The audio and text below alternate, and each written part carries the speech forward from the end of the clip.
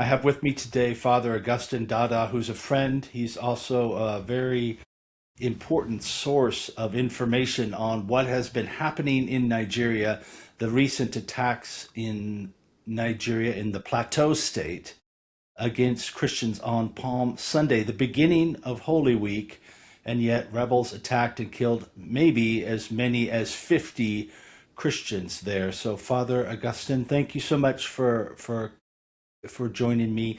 Tell me a little bit, first of all, about what you do so that people understand your role within the Catholic Church, and then we're going to talk about Nigeria and then the specific attacks. Thank you so much, David, for your attention to this matter.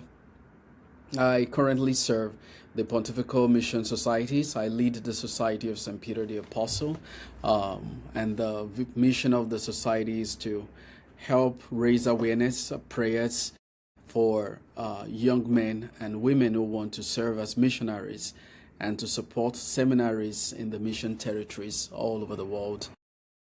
That's wonderful. That's great. And you're from Nigeria originally. I'm from Nigeria. I'm from Ondo State in Nigeria. And we've also had our share of this terrible situation, sustained attacks in Nigeria. In About 3 years ago, one of the parishes in my home diocese, St. Francis, was attacked, and over 40 people were killed, and many of them are still alive. I was back in Nigeria recently, actually in February, and I still saw some of the victims and their families, many of which are still gradually recovering from the experience.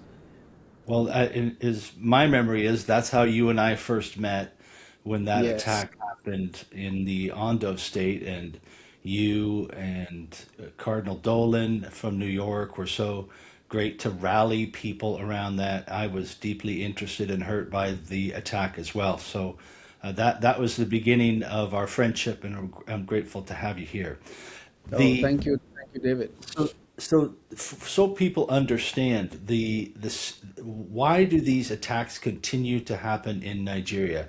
There are It's a big country that seems to be largely that the attacks happen in the north. Maybe you could describe the dynamics of the country itself. Nigerian have over 200 million people at present, depending on where one relies on for one's numbers or census or calculations. But so many things over the years have been the foundation of what we experience today. Some call it years of political oppression, years of neglect, heightened state of insecurity.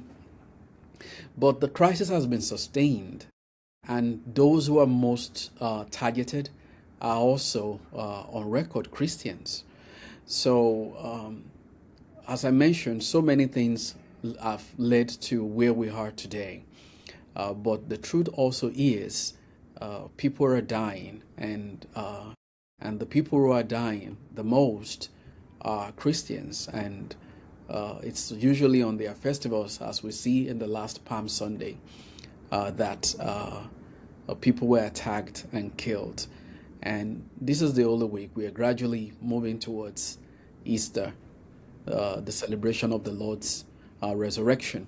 My diocese was attacked on a Pentecost day. So why are these happening only on Christian ceremonies? And they look very well coordinated, well carried out, well executed. And so if one say this is a case of insecurity in the country, why is this insecurity only affecting a certain group of people, and on days that are very special to a certain group of people? So Nigeria before now is relatively peaceful. Christians and Muslims live side by side. My grandfather from my mother's father was actually Muslim. Hmm. So, and my mother married my father, who is Catholic.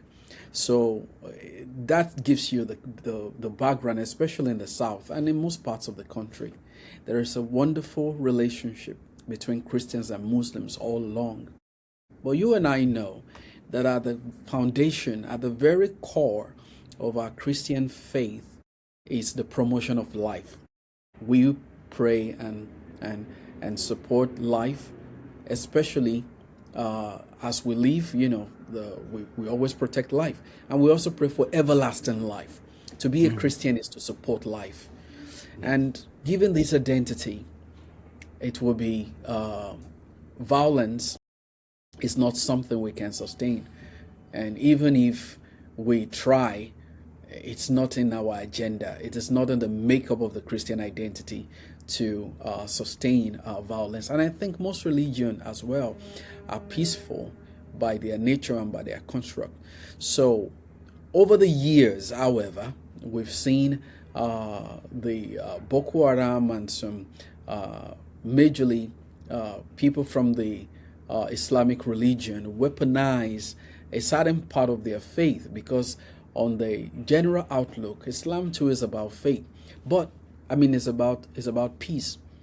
But some part of their faith has been weaponized, and people have been radicalized, and they continue to target the vulnerable in the country. Right. And these vulnerable people are Christians. So, And and this is so what we face now. but if we look at Boko Haram, let's just peel that off real quick.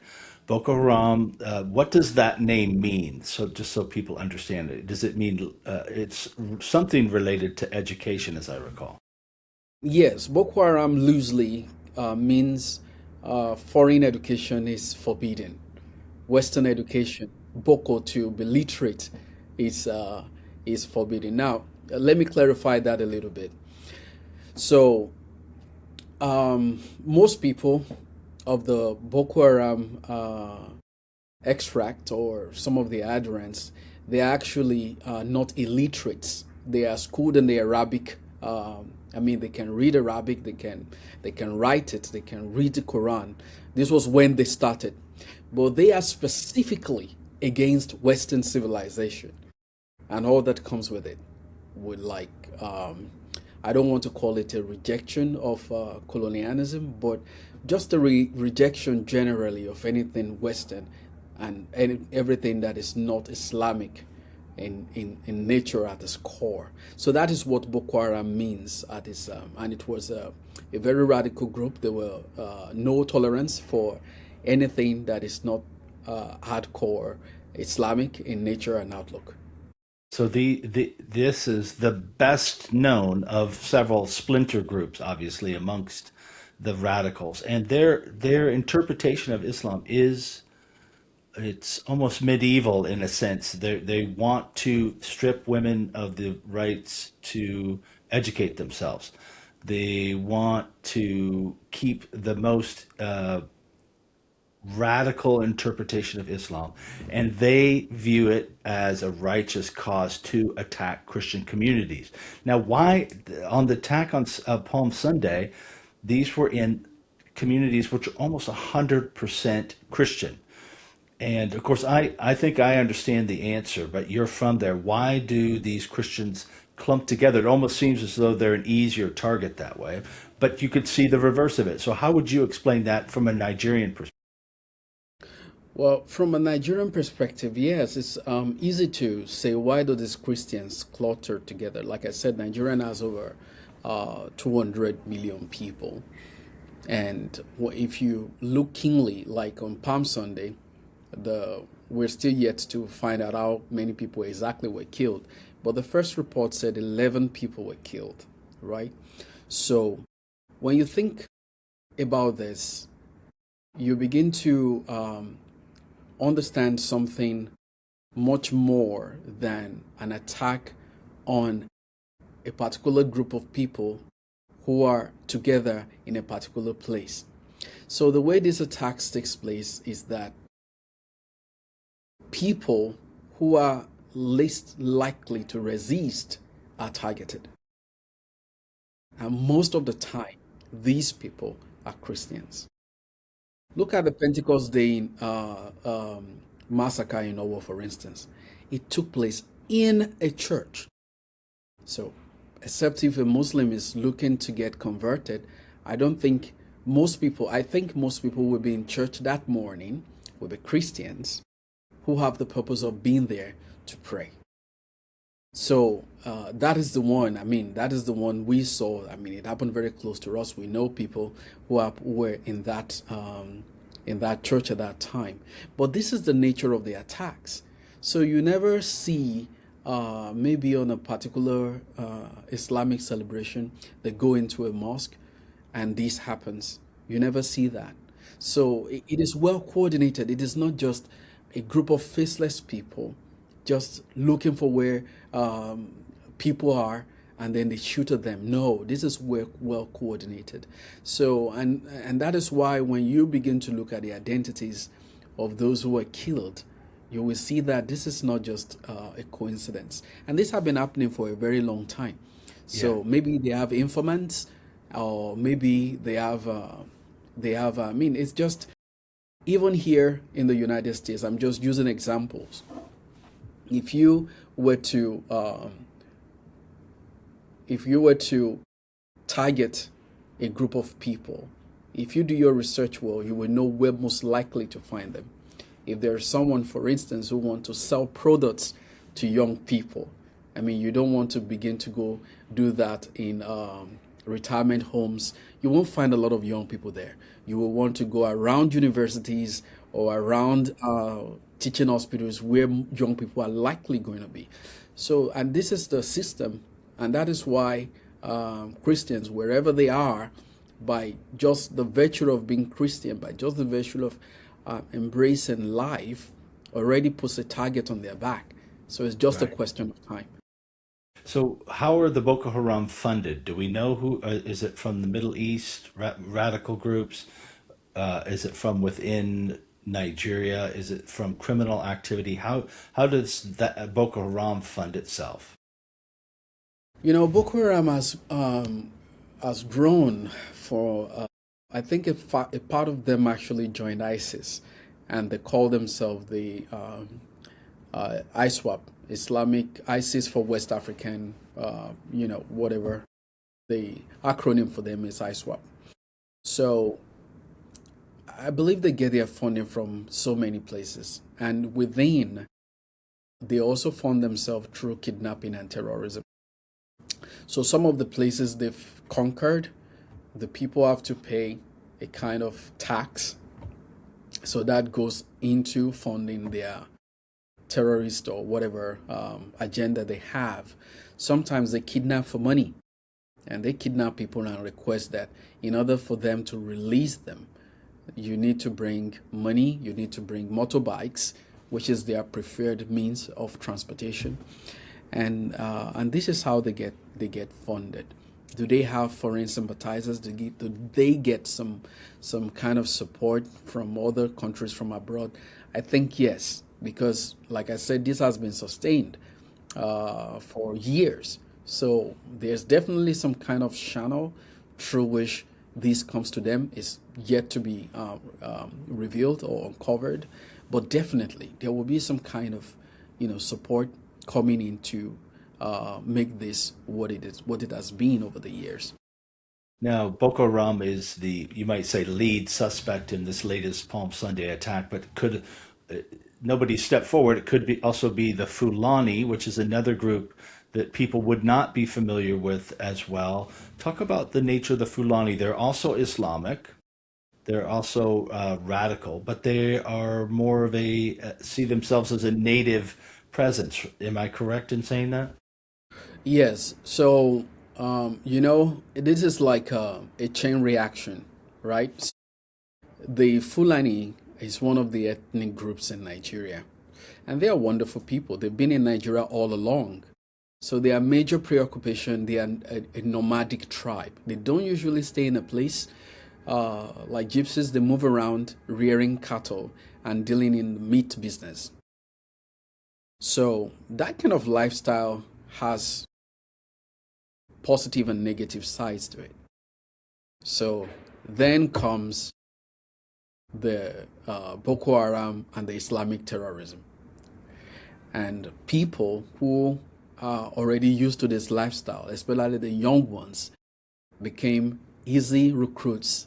And some Mhm. of them are fascinated by that lifestyle. It's like being an outlaw. You have a gun, you have endless supply of bullets. They can, you can take whatever land you want and there's no consequence. And you don't even have the interest of living there because by nature they are nomadic. They move from place to place. They have never been known to settle in a particular place because they have to graze their cows. But the ones who are terrorists among them do not have cows. They have no occupation, so to say. So they are They've remained nomadic, but they've just taken on a more terrorist absolutely, posture. yes, yes, Yeah. yes, yes. So you see how that situation, and in the my my great grandfather is a farmer. He works on the farm, and he dealt with crops. He was very successful. He had, of course, my great grandfather had several wives, same as my grandfather. But my grandfather, with the advent of education and the missionaries, sent my father to school, and he was able to be educated. My father did not have to be a farmer. He was actually a teacher till before he died, and he was well educated. He could fend for his family without being on the farm. And all four of his children, including myself, went to school. We got other jobs. We did not necessarily followed in a. I mean, we had choices. If I want to, or if my brother wants to, or any of my sisters, they can return to the farmland and say, "This is where we want to. This is the occupation. This is what we wanted to do." So that opportunity was also available to the Fulanis, but they never took advantage of it to go to school, to be settled, because they're always moving around. So, I mean, how can you go to school if you are always Right. moving around, Right. running after cattle? Then here comes the Islamic, terrorism phase in the history of Nigeria. And the easiest recruits are these Islamic terrorists. And they've embraced it as a new form of identity. I So see. if they choose to do what is right, they will go back to what their grandfathers did, which was farming, like my grandfathers and my ancestors, or which was taking care of cattle and dealing in meat business. But that is no Right. longer the case. And that is how, that is why I said it's like a chain reaction. Yeah. Is it now a permanent underclass because of the lack of education, lack of getting job? Is there a way out for them, in your opinion, other in the short term? There is always a way out for them, and that is honest hard work and honest living. You see, the way the country actually strives on the support and collaboration of all the various groups and ethnic tribes. We are farmers, we don't deal in meat. They supply all the meats, or most of 70% of meat consumed, beef in the country, is from the north, from these elders. So, and we produce the food. I mean, they also take the food we produce, and then the Igbos are like they're very good with commerce and selling and buying and making sure transaction take place. They are very good businessmen and women. So that is how we've always survived. So it's not If they go back to that collaborative mindset, there's a role for them to play. absolutely Yeah. just need to go back and do the honest work. I mean, ranching is a good business if you really want to do it well. If you are honest, you will be able to do. I mean, to raise your family and have and be peaceful with those around you. But you see, these have become like a poison. They've got a taste. You have a gun, you have bullets, you have the power to move around. You are not known. You are faceless.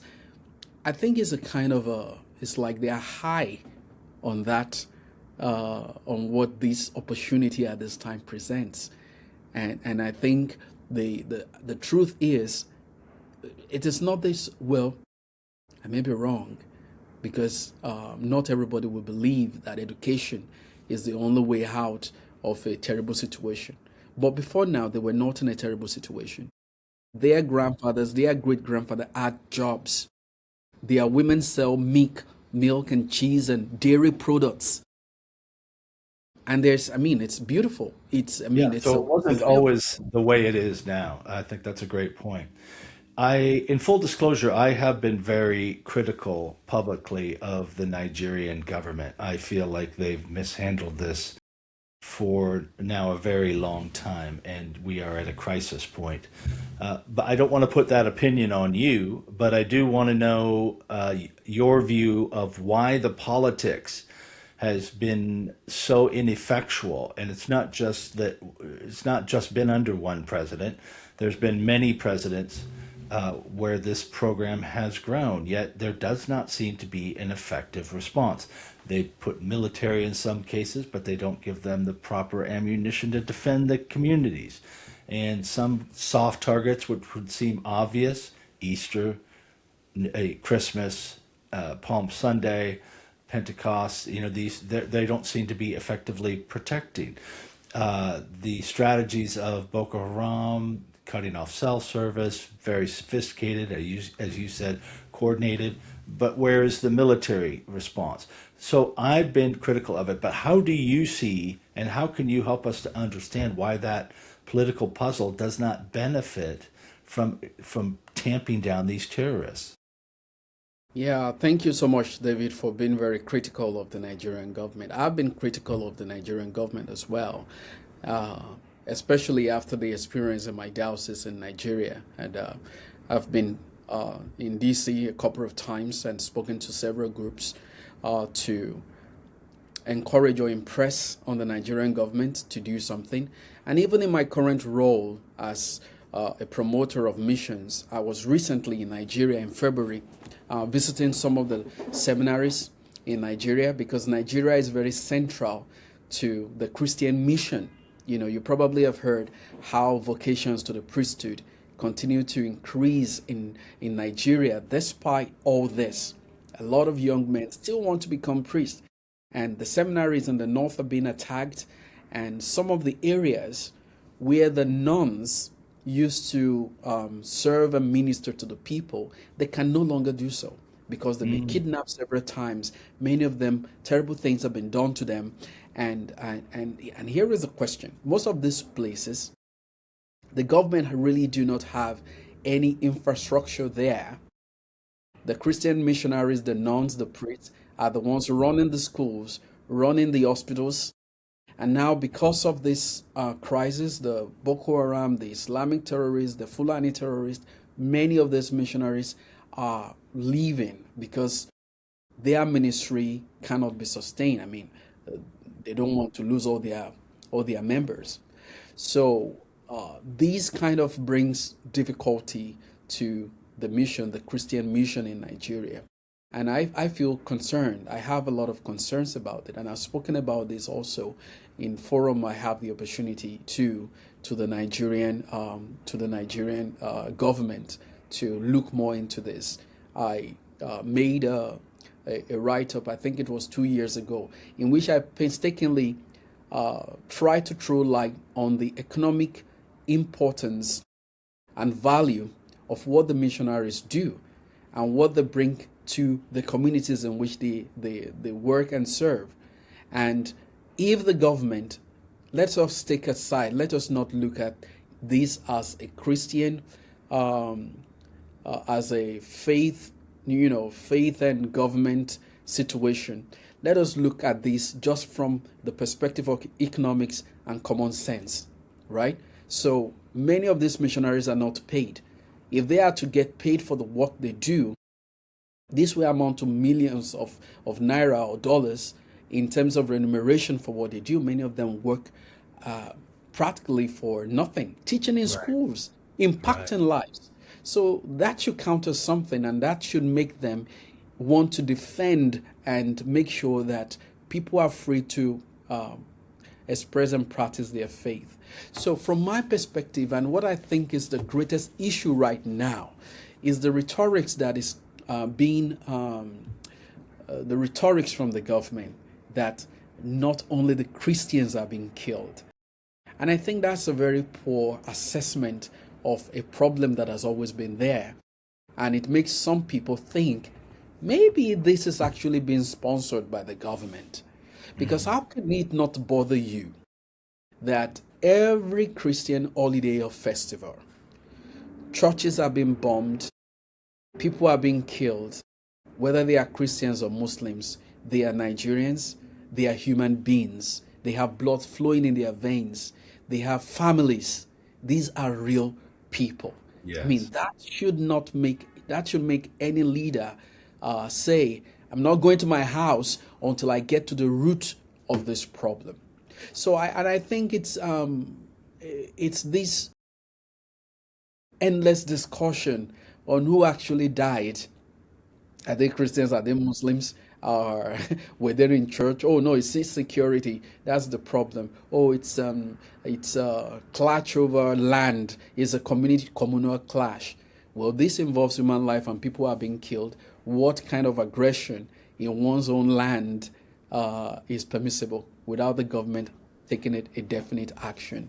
So I really thank you for being critical about it, about these issues. As a priest, I look at it more from the spiritual side. I pray about this. I encourage people to pray because I believe strongly in the power of prayer, and I believe this part of Nigeria's history, of Nigeria's journey, will soon become a thing of the past, and we will always cherish and remember people like yourself, people like so many wonderful people who stood with us during this terrible struggle. I may not have the means or the influence to impress on the Nigerian government to do anything, but I always encourage those who can talk to them, who can make them realize or see the things. The common man, the man in this village who just want to be with his family and raise his kids and go to church on Sunday. The poor young man who just or woman who wants to go to church on Easter and come back home in peace. For people like that, they need a voice. They need someone to help them reach their government, to whom they pay taxes. That this is the agreement that is between anybody, any citizen, and their government to be protected and to safeguard their freedom and right to worship and to freedom and to a way of life which is not violent. Perfect. Well, we'll close on that note. Thank you, Father Dada, for coming. We deeply appreciate it, and we're going to continue to pray for Nigeria, especially this week, but every week, and for peace for believers and for everyone there. So thank you, sir. Thank you so much, David.